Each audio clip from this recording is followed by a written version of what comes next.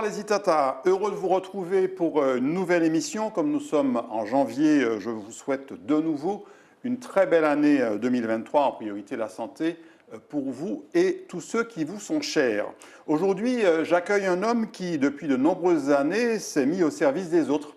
Il accompagne particulièrement les plus âgés et les plus démunis, souvent ceux qui sont oubliés, parfois même par leurs proches. Avec son équipe, il leur apporte un peu du lien social indispensable à la vie. Bonsoir Désir Florenti. Bonsoir Jean-Marc Comouel, bonsoir aux téléspectateurs de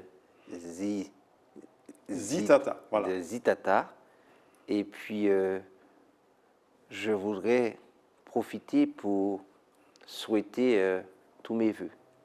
Mes vœux de santé, surtout à tous les téléspectateurs et à tous les Martiniquais.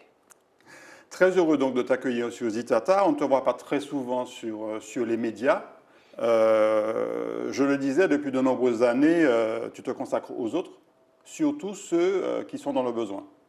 C'est vrai que je remercie encore Jean-Marc Comouel, parce que c'est la première fois que je me retrouve sur un plateau télé. Je ne suis pas très habitué à ce genre d'exercice. Et c'est vrai que depuis beaucoup d'années, j'ai décidé, pour moi c'est une mission, de m'occuper des autres. Voilà, donc je le fais avec passion, je le fais avec amour, je le fais avec plaisir. Alors, tu es originaire de Sainte-Marie, on va le voir à travers les photos qu'on va diffuser, mais l'association Canel intervient dans tout le Nord-Atlantique et même dans toute la Martinique, en fait. Hein. Alors, l'association Canel qui a pris naissance en 2006 est sur toute la Martinique. Donc, c'était un choix de départ, aller sur toute la Martinique. Mais aujourd'hui, on a envie, en tout cas, de se replier sur le Grand Nord, puisque je suis samaritain, et on ne m'a pas dit mais ce Grand Nord, comme on dit, mais il y a de gros besoins. Il y a de gros besoins dans le nord de la Martinique, et nous aimerions en tout cas retourner et aller vers le nord Atlantique. Donc on va reparler de l'association Canel et des services à la personne dans la deuxième partie de l'émission. On évoque d'abord ton histoire personnelle dans la rubrique Qui Mounouillé.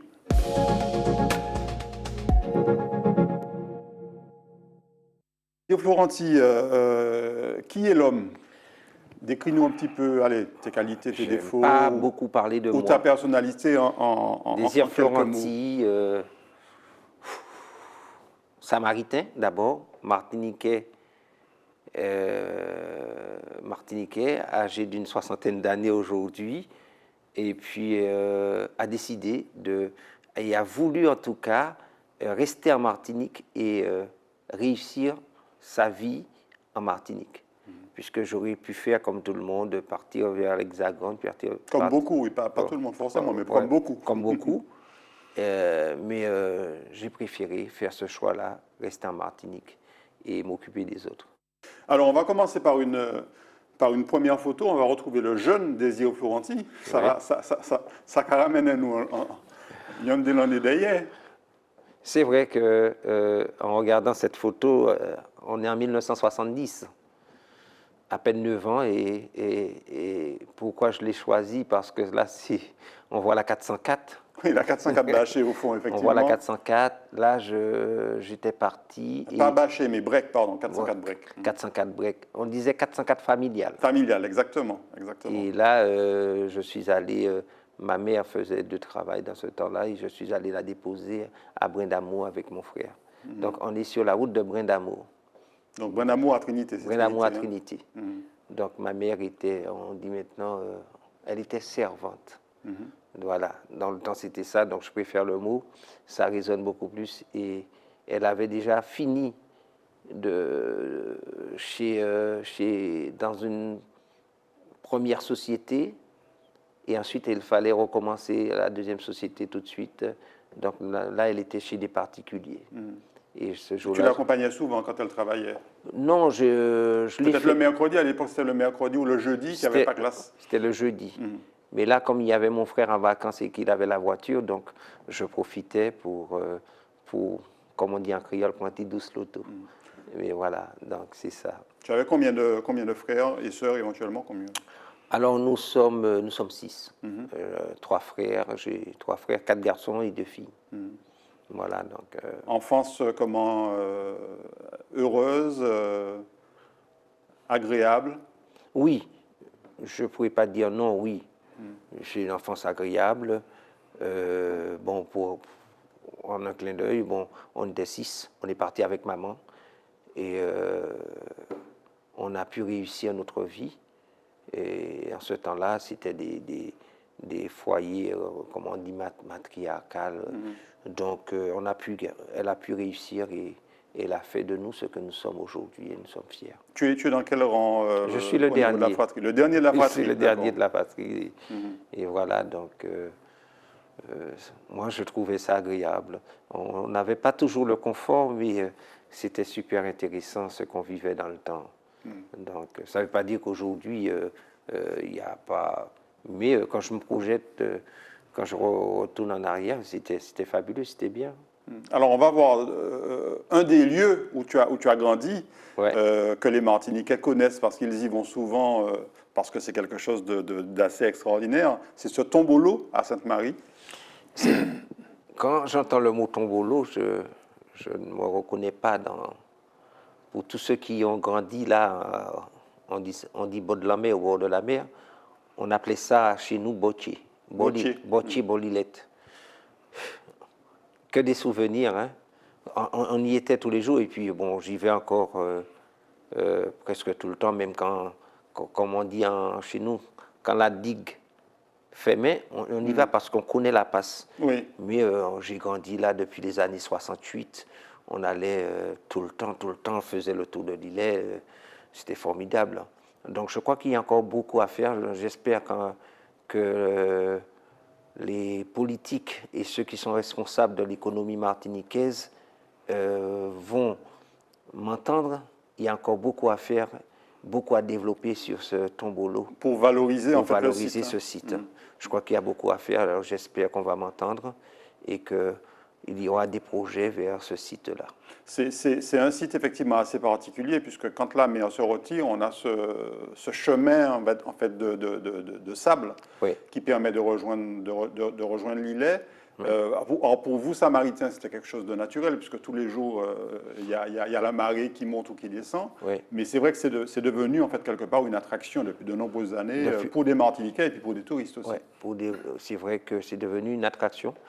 Et j'ai envie de répéter encore, même quand c'est fermé, je pense qu'on pourrait développer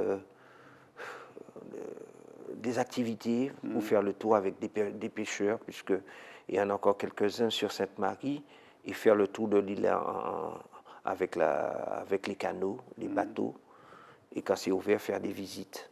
Et raconter un petit peu tout ce qui s'est passé là-dessus. Monsieur Lorne qui a perdu la vie en allant sauver deux jeunes. Donc c'est fabuleux tout ce qui a été. Alors Monsieur Amand qui avait ses moutons, c'était un pêcheur qui avait ses moutons, qui avait ses cochons là-dessus aussi. Ça, c'est des belles années où... Pas ni mouton qui n'y rien, non? Non. C'était sur l'îlet. C'était sur l'îlet. Il y avait des cabris. Des cabris. Ça me rappelle un petit peu le Mont-Saint-Michel où on a dégusté au restaurant. Et on a vu ce que le Mont-Saint-Michel est devenu en termes d'attraction touristique voilà. et de générateur de ressources, effectivement. D'autant que le tombolo, alors Bocce, comme tu disais, il est en plein centre-ville. Enfin, il donne sur le centre-ville de Sainte-Marie. Il est dans le centre-ville. Sur le front de mer. Ouais. Du côté de la Rouchelle-Cher, on traverse et on est sur le boulevard. On a l'îlet en face. On va te retrouver, Désir, en tenue, je dirais, alors je ne sais pas si je peux dire tenue religieuse. Là, je crois que c'était, on disait rénovation, c'est ça? Oui. Raconte-nous. Là, c'est la rénovation. Dans le temps, dans les années 70, on faisait rénovation, confirmation, le même jour. Et là, on prenait à son compte, on prenait son baptême. Donc, ce jour-là, c'était un grand jour pour moi. J'ai voulu, parce que ça ne se fait pas comme ça maintenant, Et je voulais remémorer et partager ça avec les autres, que dans le temps, à quel moment, vers 10, 11 ans, 12 ans, on prenait à charge son baptême. Prenez à charge ton baptême, ça veut dire que tu n'étais pas encore baptisé, et en fait, tu te présentais devant Dieu, en l'occurrence, pour qu'il t'accepte et te baptise. Est-ce que Non, c'est ça? Pas non. tout à fait. Alors, quand on était baptisé, on avait un parrain, un marraine, Une hein, marraine, je parle de la religion catholique oui. pour ne pas. Un parrain, une marraine. Et aujourd'hui, lors de la confirmation, on va confirmer ce baptême. Donc là, on est conscient de ce qu'on va faire. Donc à ce D'accord. moment-là, je prends à charge mon baptême pour pouvoir continuer à cheminer. Ok, Donc très c'est bien. pourquoi ils appellent ça. On va faire la rénovation, donc la communion, et ensuite il y avait la confirmation où j'accepte d'être enfant de Dieu. Et c'était comme ça. Ça se passait sur 3 jours, samedi, dimanche, lundi. Tu es très, très croyant? Je pourrais dire que je suis croyant. Et je pense qu'ici, il n'y avait pas un être suprême, je ne serais pas ce que je suis aujourd'hui. Et même à travers les différents obstacles, les différentes problématiques que je retrouve, il y a toujours une petite lumière tout au fond. Alors j'entends cette voix qui me dit avance. Tu as conservé depuis cette période, depuis tout petit, tu as conservé ce rapport en fait à la religion, à la prière. Oui, oui, j'ai comme référent un prêtre qui a beaucoup œuvré à Sainte-Marie et qui m'a tout appris, qui s'appelait Père Goma. Très carré, très dur, comme on dit, mais qui m'a tout appris au niveau de la religion et au niveau des clés qu'il faut avoir. Et moi, je dis que lui m'a montré le chemin. Je ne dirais pas que je suis un pieux, moi je pense que je suis comme tous les hommes. Mais il m'a montré ce chemin. Et chaque fois que je peux être en relation avec l'autre et regarder ce qu'il y a de meilleur dans l'autre, je le fais. C'est tout. Tu as parlé tout à l'heure de ta maman, on va la voir en photo. Une belle photo d'époque. Rachel. J'ai voulu mettre ma mère à l'honneur parce que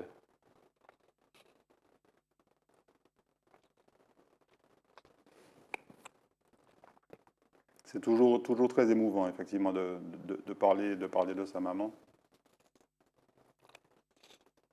C'est quelqu'un qui a énormément compté. Tu disais tout à l'heure qu'elle a élevé ses enfants seule, en fait. ouais.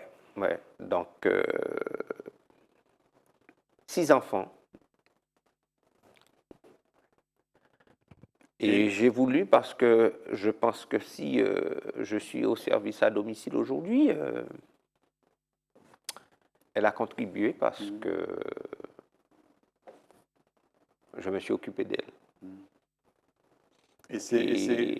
Et à la fin, j'ai dit qu'il faudrait aider les autres à s'occuper de leur mère. Donc voilà. Et tu disais que c'est quelqu'un qui faisait parfois plusieurs activités dans la journée, qui passait d'une maison à une autre, par exemple, pour pouvoir vous élever, en fait, vous permettre de bien vivre. Oui, c'est-à-dire que ma mère, dans les années 61, 62, j'avais un an quand elle a laissé mon père. Hein. Bon, ça c'est leur problème. Mais s'est occupée de ses enfants. Donc, elle travaillait dans les champs. Canne, banane, ananas. Donc déjà, métier très dur. Métier très dur. Et canne, banane, ananas, donc elle n'a jamais rechigné. Et elle trouvait le temps de s'occuper de nous. Et parfois, je me demandais même comment elle faisait pour me faire réciter mes leçons alors qu'elle ne savait pas lire. Et pourtant, elle ou bégayait là ou pas qu'on est. Et cela, l'anecdote que j'ai envie, ça me rappelle aussi la rue Cazeneg. Parce qu'elle me dit, ou quoi descendre l'école, je vais montrer au chimien, Jodia, faut demain. Et j'étais à plus d'un kilomètre de la maison. J'avais 3-4 ans. Elle m'a montré le chemin, elle m'a dit, demain, je ne pas qu'à de journée. Et depuis ce jour, je pense qu'elle m'a donné cette assurance. Elle t'a responsabilisé aussi. Elle m'a responsabilisé dans les années 67, 68. Elle m'a responsabilisé très tôt. Donc j'ai voulu la mettre à l'honneur parce qu'elle est morte aussi en novembre, hein. Elle est morte le 2 novembre. Voilà. Il y a longtemps? 2003. 2003. Et tu disais que tu t'es beaucoup occupé d'elle aussi sur la fin de sa vie. Oui, c'est-à-dire que, un peu pour ça, je n'ai pas voulu non plus partir vers l'Hexagone. J'ai voulu rester parce que j'étais le seul, plus ou moins le seul en Martinique. Et quand j'ai vu que sa santé, il y avait le phénomène de glissement, j'ai dit autant que j'arrive à travailler en Martinique et d'être proche de ma mère. Donc j'ai fait tout ce que je pouvais jusqu'à sa mort. Alors, un souvenir peut-être un petit peu moins émouvant, on va retrouver le footballeur, c'est tout notre football là. C'est tout notre football là, Zate Café. Raconte-nous ça. Alors, ils sont tous là. On avait 14, 15 ans et on faisait des matchs coca. Match coca. Match coca. et cela, j'ai voulu mettre quand même parce que ce sont des amis qui sont devenus des frères. Parce qu'on se Tous samaritains? Tous samaritains. On est encore là, tous. Et on avait décidé, à travers les autres quartiers, de faire des matchs. Donc, ce n'était pas des matchs à 11, hein, c'était des matchs non. à 7-8. À 7-8. Et on a dit, mais quand même, il faut donner une couleur à tout ça. Et on a décidé, quand on allait vers les autres, ils n'avaient pas de tenue, mais que nous, et il fallait qu'on ait la tenue. Donc c'est pour ça qu'on est en rouge et blanc. Tout le monde est en rouge. Et en rouge et blanc. Là, tu es où sur la photo? Tout au bout avec l'afro. Ah, l'afro, d'accord. Ouais, je suis accroupi avec l'afro. Et nous étions presque tous à la chorale. Donc tout le monde voulait jouer contre les gars de la chorale parce que c'était des pieds nickelés, on perdait tout le temps. Voilà. Mais on voulait parce que pour eux, gagner les gars de la chorale, c'était quelque chose. Ouais. Et ça, c'était une période très importante pour la convivialité, l'amitié aussi, parce que tu dis que vous étiez tous des amis en fait. Nous sommes restés, parce que j'ai passé plus de temps avec mes amis que mes frères et sœurs qui sont partis dans les années 73, 70. Et là, on se voit encore aujourd'hui et on raconte un petit peu toutes ces années. Voilà. Au Gajoboul toujours. Hein. Ah non, il n'y a que le nom, Florenti. Le nom italien, mais bon, c'est équipe de pieds nickelés, moi, je veux dire. Voilà. Alors, on va te retrouver quelques années plus tard à l'armée, au téléphone. Ouais, alors, c'était où le service militaire? J'ai fait Martinique, Guadeloupe, Guyane, Saint-Martin, Saint-Barthélemy. Ah oui, d'accord. Là, j'étais chef de poste et de garde 24 heures. Et je dirais que le service militaire manque.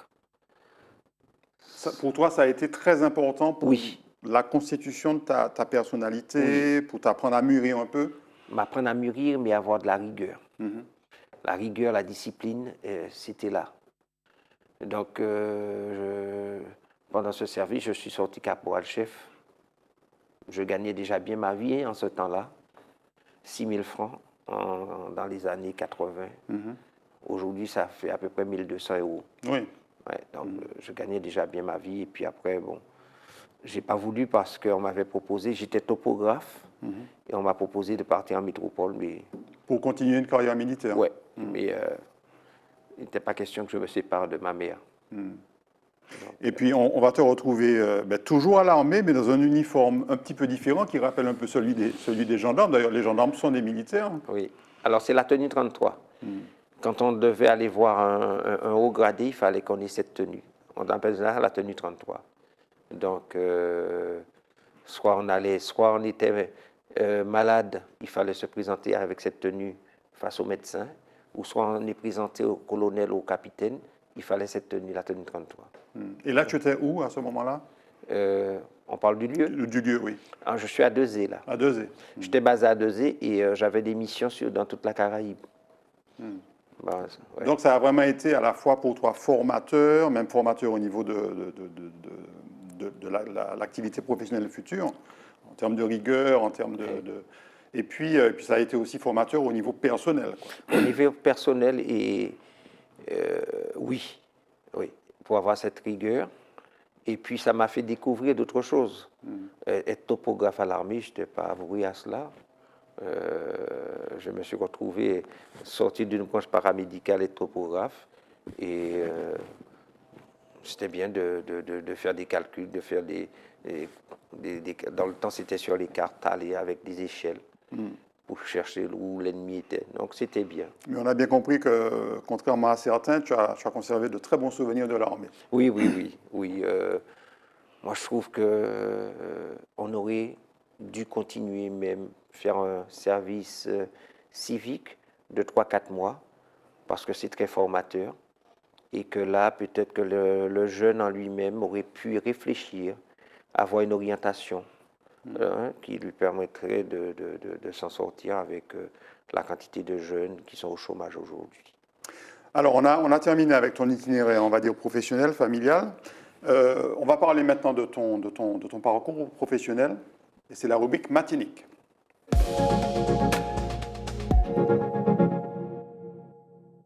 Alors, avant de parler de ton activité, de ton parcours professionnel, quel regard tu portes, toi qui es beaucoup en contact avec les gens, sur la Martinique d'aujourd'hui, Désir? La Martinique d'aujourd'hui, c'est une question qui est très vaste. La société telle qu'elle est devenue chez nous, est-ce que tu es optimiste? Est-ce que tu as des inquiétudes, des préoccupations? Je suis un éternel optimiste. Donc je pense que on va toujours s'en sortir. On est condamné à aller vers l'avant. La Martinique s'ouvre aujourd'hui avec toute la technicité qu'il y a. Je pense qu'il y aura de nouveaux métiers qui s'ouvrent aux jeunes. Donc le regard que j'ai, c'est impliquer les jeunes beaucoup plus.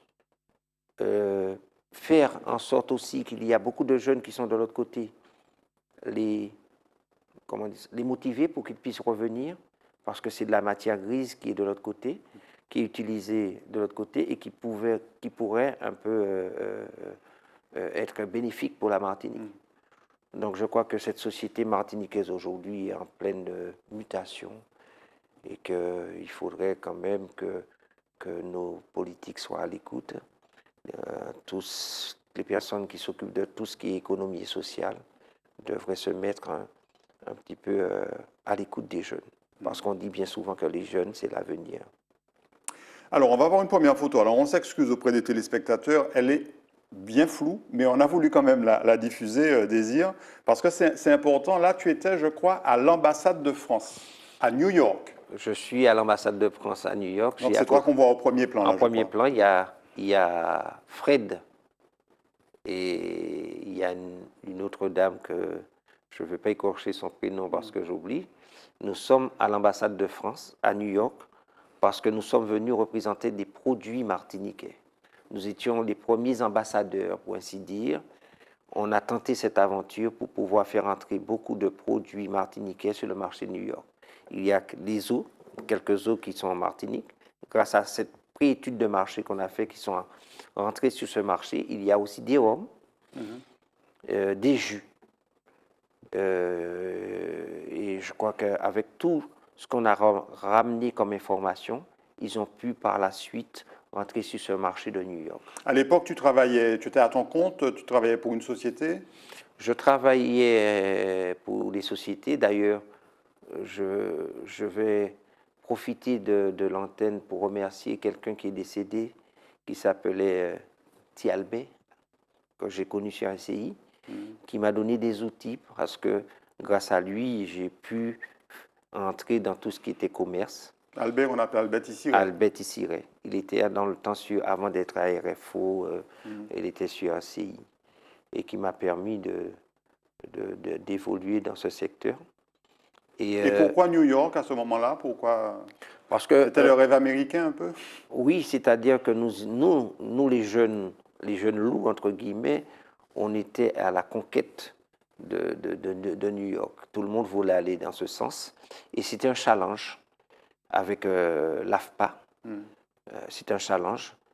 Trouver des subventions, trouver de l'argent et aller sur le marché de New York, voir comment ça se passait. Grâce à ça, ça nous a beaucoup aidé. Et d'ailleurs, nous sommes allés voir des entreprises martiniquaises, leur dire, voilà, nous partons sur New York et nous allons vous ramener des informations si vous voulez aller sur ce marché-là.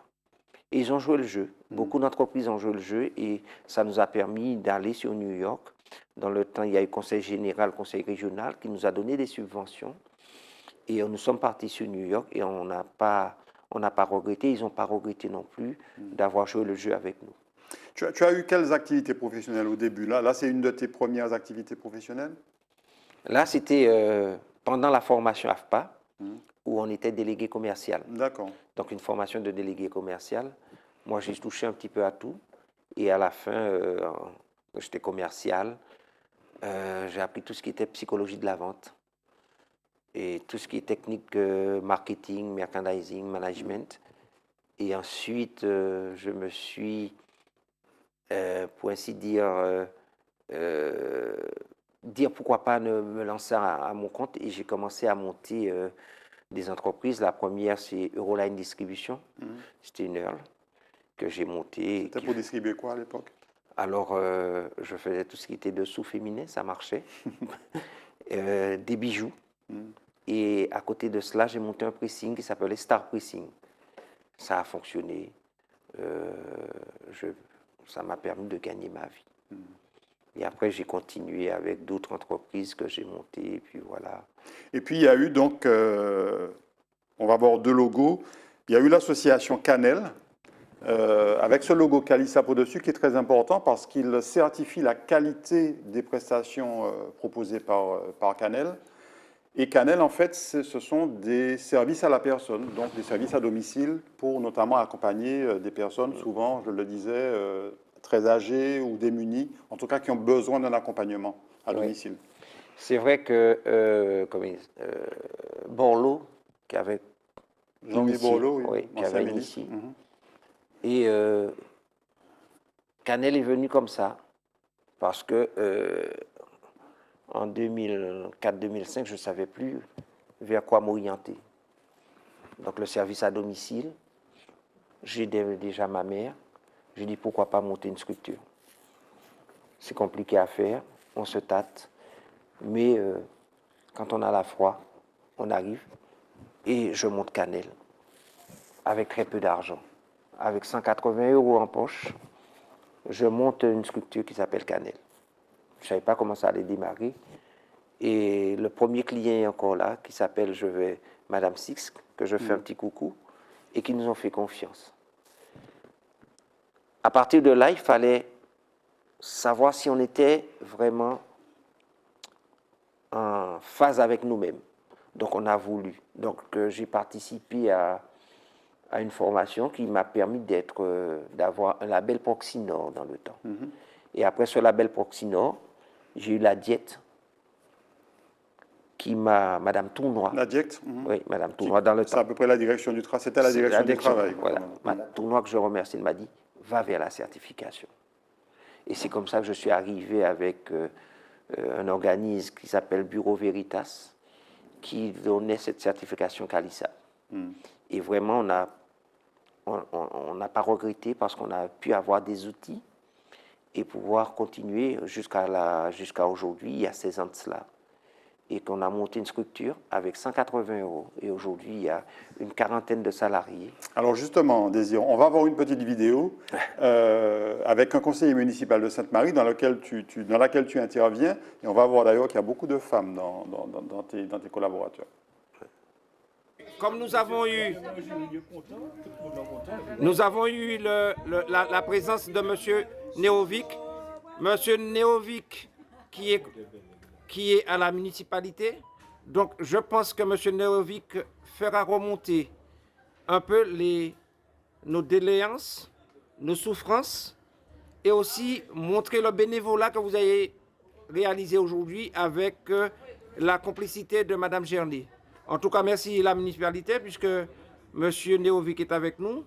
Et j'espère en tout cas, ça sera un geste, l'un des premiers gestes qui permettra de voir cette solidarité qui existe à Sainte-Marie. Et comme M. Neovic fait partie de d'une sculpture qui s'appelle Belle Action. Donc, nous avons fait un lignage entre Belle Action et Picanel. Et tous ensemble, nous avons dit autres. Oulou, bravo! Et puis, continue action. Voilà. Donc, merci, monsieur Néovic. Alors, Désir, c'est ta voix qu'on entendait là sur la vidéo. Et voilà, tu avais Outeni Baïpoudi, monsieur Néovic. Et on voit une partie de ton équipe, en fait, sur cette vidéo. J'ai essayé d'être un animateur ou un journaliste. Oui, c'est vrai que on a oublié de dire qu'il y a un homme. Il se cache derrière, mais il y a un homme. Et nous sommes la première structure, j'ai envie de dire ça, la première structure qui a permis d'intégrer des hommes chez nous.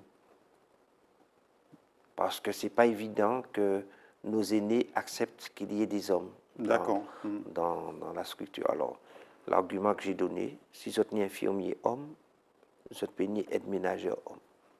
Et ça fonctionne aujourd'hui, on a pu faire entrer 3 ou 4 hommes chez nous, et ça fonctionne.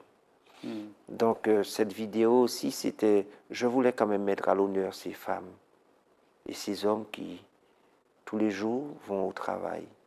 Et on ne reconnaît pas le travail, ce travail qu'ils font. Et là, c'était un coup de main. On va en reparler d'ailleurs, parce qu'on va voir la photo suivante. C'est une photo justement où on retrouve 4 femmes de ton équipe. Et là, vous êtes effectivement en train de faire un coup de main. On voit l'état de la maison, mais on va voir d'autres photos tout à l'heure qui sont assez édifiantes. Et on ressent effectivement cette solidarité.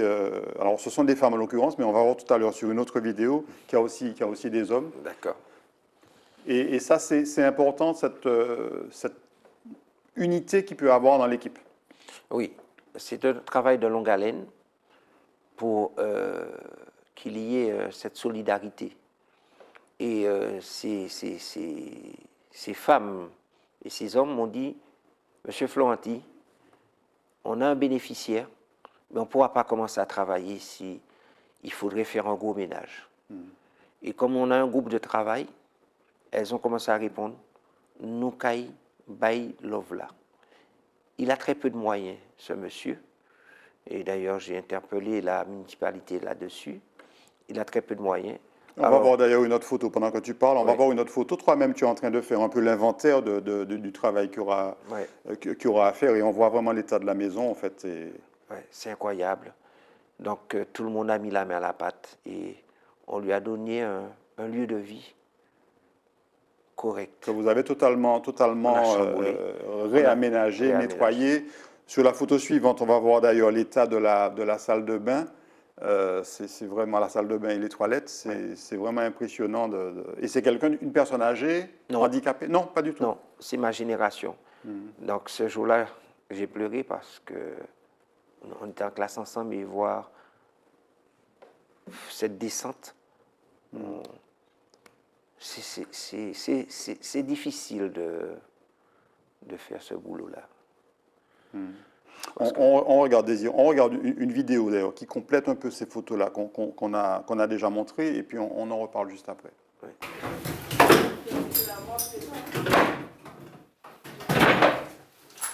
Et voilà.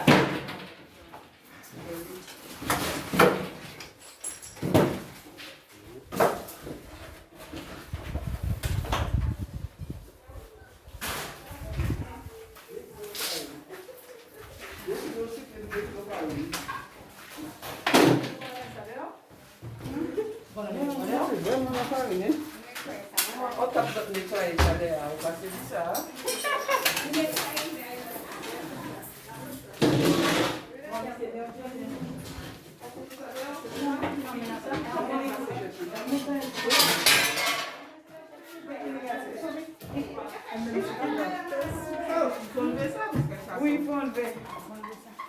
Il faut enlever. Et puis...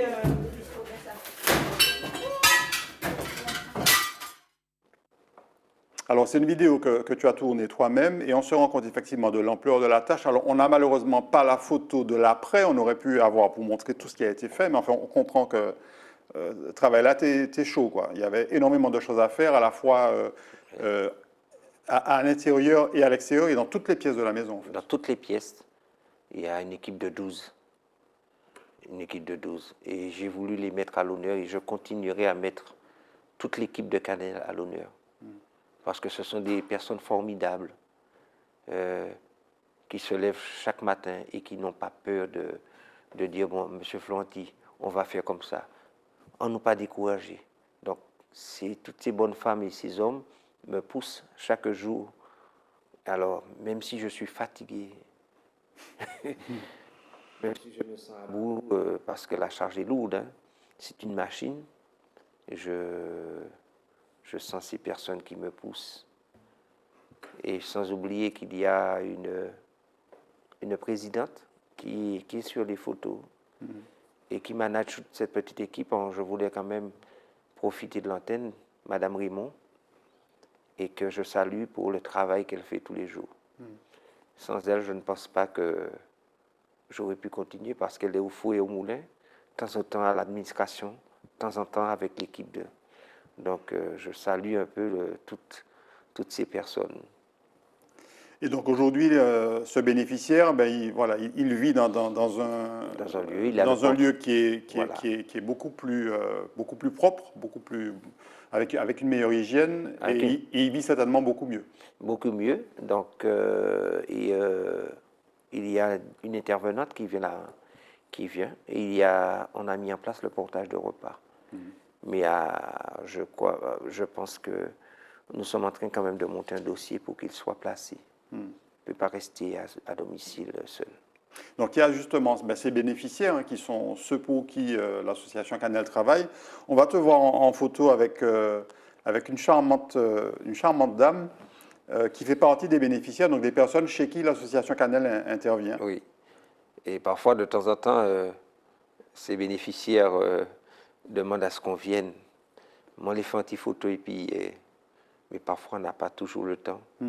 Donc, on voudrait quand même aujourd'hui essayer même deux fois dans le mois, aller visiter ces personnes.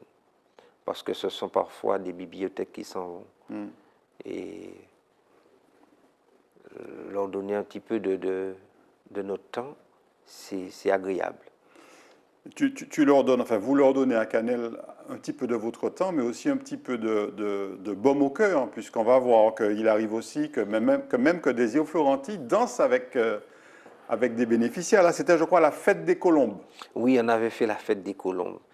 Alors, on avait tous des colombes. Et c'était des colombes autour de la tête, quoi. Autour de la tête. Et j'ai jamais vu des personnes âgées aussi heureuses. Tout le monde dansait. Tout le monde dansait et je remercie encore le ciel. Tout le monde dansait et on a fêté. On a fêté, mais après cela, on a fait d'autres sorties aussi à la plage avec ces personnes. On va voir une autre photo, d'ailleurs, toujours à la fête des colombes, mais on voit comment ils sont heureux. Il cagrigne un petit moins, le monsieur, mais on sent qu'ils sont heureux. Quoi. Ils sont heureux. Et ça, c'est important dans le travail on te sent un peu ému de ce bonheur, en fait, parce que ce sont des gens qui sont souvent un peu livrés à eux-mêmes. Des gens qui sont livrés à eux-mêmes et qui, parfois, il y a cette solitude. La seule personne qu'on verra parfois, c'est l'infirmier ou l'aide ménagère qui va rester un peu plus longtemps que l'infirmier. Donc, je leur dis bien souvent, regardez un petit peu les albums. Je ne pas vu les autres faire rien qui ménage. Faites une petite sortie. Elle a envie de parler. Restez parler avec la dame. Et ça, c'est compliqué aujourd'hui. Mais à Canel, je crois qu'ils ont compris. Ils ont compris et ça avance. On termine cette partie matinique avec une photo, parce que j'ai voulu qu'on en parle, parce que tu y es confronté, enfin dans le Nord-Atlantique, on y est confronté. C'est une photo qui est tirée du site de l'ARS, l'Agence régionale de santé. Les sargasses, c'est vraiment un phénomène très agressif, notamment pour les personnes âgées, mais pas seulement, puisque je crois même qu'à Canel, les ordinateurs et le matériel souffrent beaucoup. Nous sommes à la rue Shelcher. Si on compte bien, on peut compter 45 pas. On est là, on est sur les 50 pas géométriques d'ailleurs, et nos appareils sont bousillés. Les ordinateurs, tout est bousillé à cause des sargasses.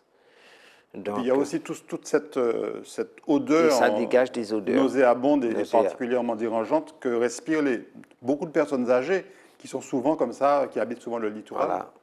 Et je crois que le préfet, à un moment, hein, puisque j'étais à la tête d'une structure qui s'appelle Inseraction, et du côté du Tombolo, on avait monté un projet pour embaucher des jeunes, la brigade verte, je l'avais surnommée, pour pouvoir enlever ces sargasses. Mais malheureusement, mon projet n'a pas été retenu. Alors qu'on allait faire travailler dans le Nord Atlantique 17 jeunes, hein, puisque j'avais collaboré avec la mission locale de Sainte-Marie, et qui était preneur, il me disait super, on va faire une action intéressante. Mais bon, mais je crois que le sargasse, ça sera quand même un fléau très compliqué, très difficile à cadrer. Tu me disais aussi que le Nord-Atlantique, tu parlais tout à l'heure du Grand Nord, c'est vrai que souvent, beaucoup de Martiniquais, dont certains ne sont jamais vraiment allés, ne serait-ce que jusqu'à Basse-Pointe, ou Grand-Rivière encore plus, que le Nord, tu l'as senti parfois un peu abandonné, ce Nord-Atlantique. Je n'ai pas senti, hein. C'est une réalité. Une réalité, parce que ça me fait rigoler. Du moment qu'on parle du Grand Nord, c'est que ça me fait rigoler. La Martinique fait 80 km de long. Et cette partie nord-atlantique est laissée avec un bas niveau de qualification. Un très fort taux de chômage. Un très fort taux de chômage. Une population beaucoup plus vieillissante que le sud et le centre. Donc je crois qu'on est abandonné. Il faut le dire, et j'espère en tout cas que nos politiques vont m'entendre. Nous sommes abandonnés. Nous sommes abandonnés parce que je ne vois pas grand-chose qui... Je vais vous dire, M. Comwell, hein, nous sommes en train de monter une structure qui s'appelle CAPA, sous-structure de Canel, Centre d'activité pour les personnes âgées. On a la bâtisse, on a le compte en banque, on a le conseil d'administration. J'ai répondu à un appel à projet en 2021. On n'a même pas osé me répondre pour me dire que c'est accepté ou rejeté. Et je continue à interpeller parce que dans le Nord, on a besoin. On a besoin de ça, d'un centre d'activité, on a besoin d'un centre d'hébergement. Nos aidants ont besoin de répit, donc on aurait pu faciliter ce répit en proposant de récupérer les bénéficiaires. Mais je crois qu'il n'y a pas plus sot que celui qui ne veut pas entendre et plus aveugle que celui qui ne veut pas voir. Que chacun prenne ses responsabilités aujourd'hui, mais je crois que le Nord-Atlantique, j'ai écrit à tout le monde, on est capable de faire des choses, on ne veut pas être assisté, on veut être accompagné. Et Canel veut être accompagné pour pouvoir développer l'emploi et s'occuper de nos aînés. Donc j'espère que je serai entendu par la voix de cette chaîne. Et encore une fois, merci de me permettre de m'exprimer pour une fois et qu'on puisse dire les choses clairement. Alors, j'aurais dû te poser la question sur le Nord-Atlantique dans la rubrique politique, parce que c'était déjà un peu une forme d'engagement. Oui. On arrive justement à cette dernière rubrique, la rubrique politique. D'accord.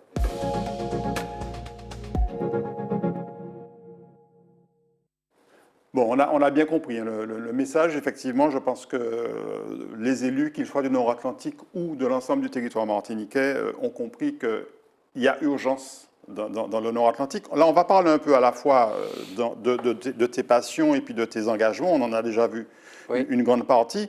On va commencer par des choses, on va dire, plus souriantes. On va commencer par l'aïkido. Petit souvenir. Grand souvenir. Grand souvenir. Grand Mais je veux dire, souvenir. petit souvenir, Parce que tu n'en là, fais plus aujourd'hui. Je vais recommencer avec le Covid. Ça a tout freiné. Je remercie mon sensei, Gina, qui m'a beaucoup appris. C'était ton instructrice, en quelque sorte? Oui, on dit le sensei. Sensei. Qui est 5e dan, je ne sais pas s'il a passé la 6e, mais qui est avec d'une générosité. D'ailleurs, l'aïkido, c'est une philosophie en tout cas. Et très important pour la maîtrise de soi, notamment. La maîtrise de soi, c'est une philosophie qui nous permet de rentrer en soi. Donc, c'est quelque chose de formidable, l'aïkido. Autre philosophie, la moto. Là, on est dans un registre un peu différent. Oui. Euh, auparavant, j'allais travailler à moto. Bon, pour ceux qui connaissent la moto, je leur dirais que j'ai un scooter, hein, pour ne pas faire polémique. et ce scooter et moi, il y a, je dirais, comment ça s'appelle, une histoire d'amour. Parce que l'essence coûtait très cher. Et le scooter nous a permis, je dis nous parce que celle qui partage ma vie, mon épouse, avec 15 € d'essence, on a pu sillonner la Martinique et développer la structure. Mais toujours, casque, gants, on était... Oui, on le voit, toujours bien équipé, Oui. et donc bien protégé. Et le week-end, on s'évadait à moto. Donc, c'est quelque chose qui reste d'actualité. J'ai toujours mon scooter et je fonctionne toujours avec ce scooter. C'est formidable.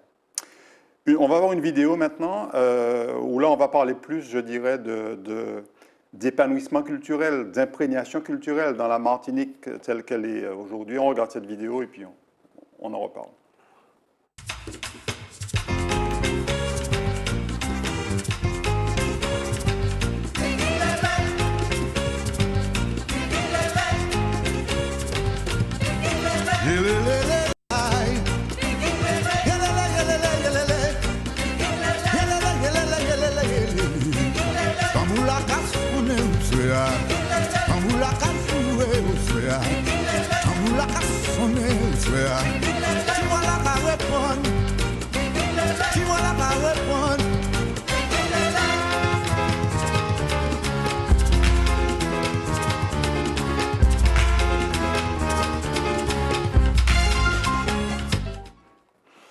Alors, Désir, on t'a vu là, au Cadence Bel-Air.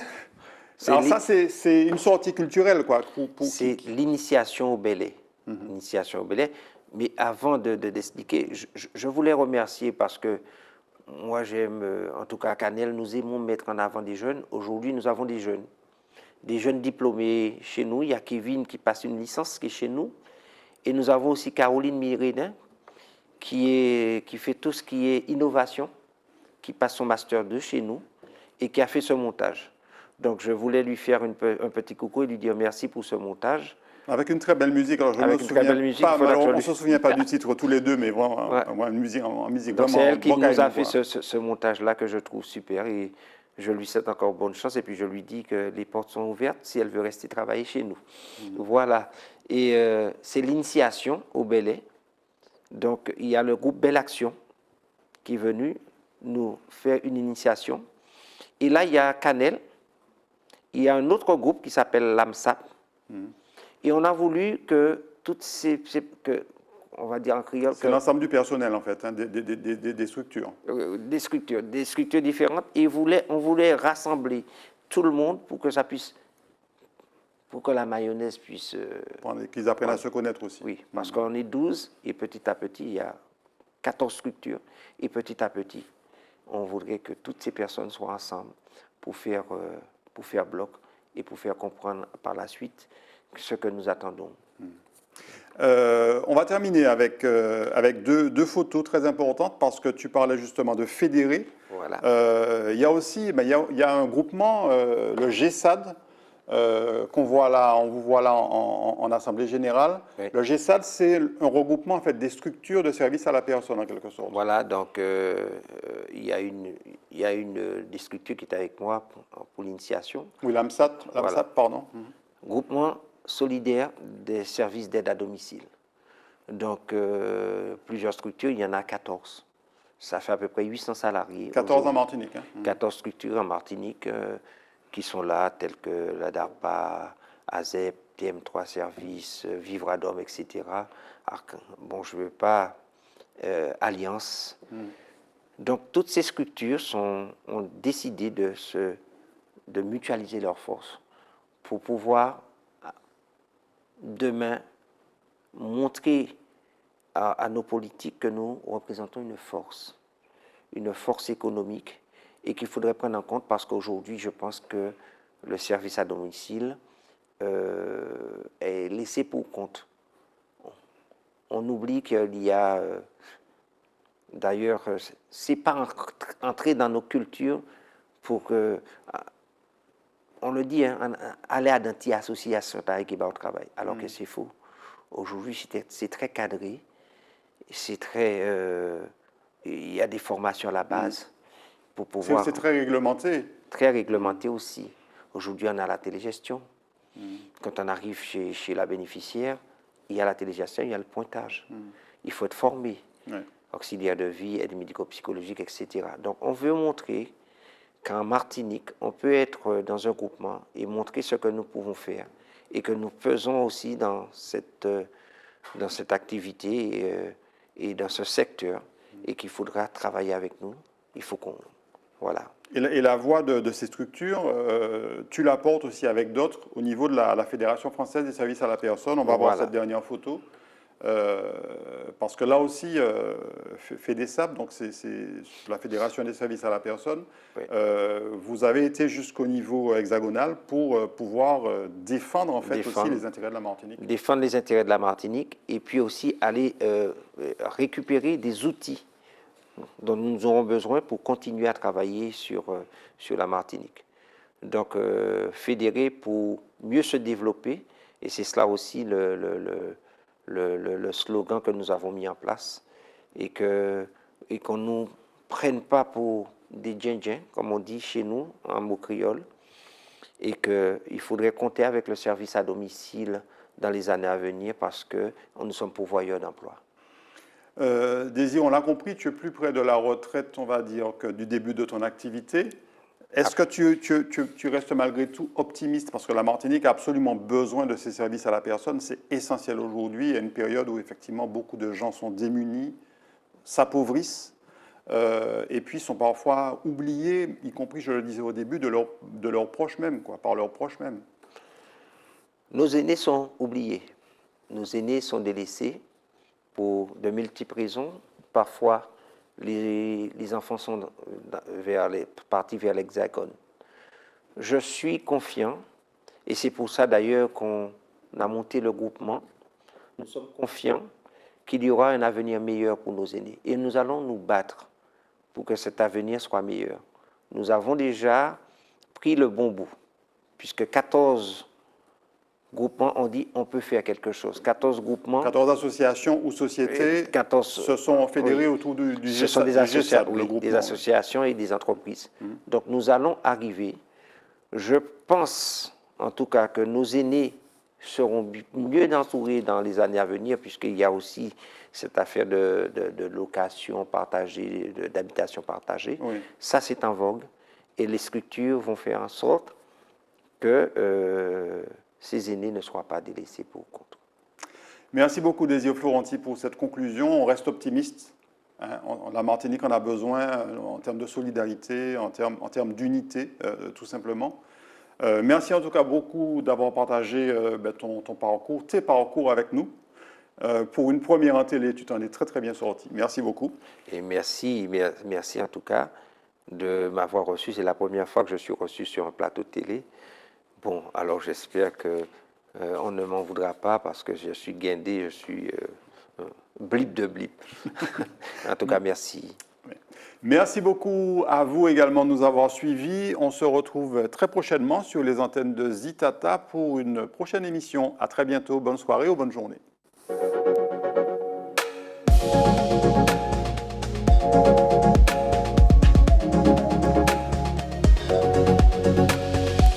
Thank you.